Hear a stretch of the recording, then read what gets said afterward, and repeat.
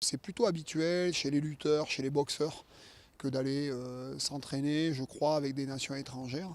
En tout cas, à 7, c'est quand même assez commun. Bon, on part tous du principe que, bon, avec les outils modernes liés à la vidéo et avec le fait que le rugby a les mêmes règles fondamentales dans tous les pays, finalement, on fait un peu tous la même chose, chacun avec nos cultures, chacun avec nos philosophies, et qu'en s'entraînant ensemble, ça nous permet de partager tout ça, et qu'à défaut de déboucher sur une grande mondialisation du rugby à 7, on renforce un petit peu nos convictions les uns les autres, en essayant un petit peu de piocher peut-être chez les autres une manière de les enrichir. L'objectif, c'est de trouver les options en étant à 7 contre 7, mais en ayant 3 ou 4 filles de consommer.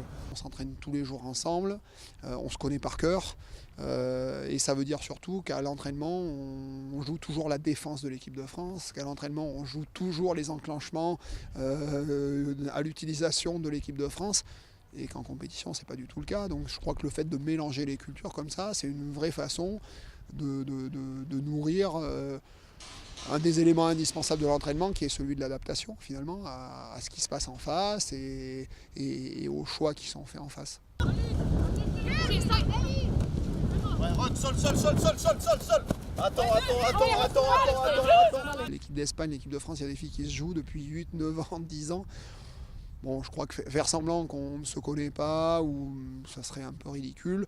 S'entraîner ensemble, oui, c'est vrai, c'est une originalité. On pourrait toujours se dire qu'on a tendance à renforcer l'adversaire, ce qui est sans doute vrai, mais je crois que c'est valable pour elle comme pour nous. Donc finalement, tout le monde est gagnant. Plus le niveau de l'Europe augmente, plus la France, plus l'Espagne sont obligées elles-mêmes d'augmenter leur niveau pour rester au-dessus de la ligne de flottaison en Europe. Ça répond un petit peu à cette philosophie. Puis, encore une fois, je crois qu'avec la vidéo aujourd'hui, on se connaît de toute façon tous par cœur.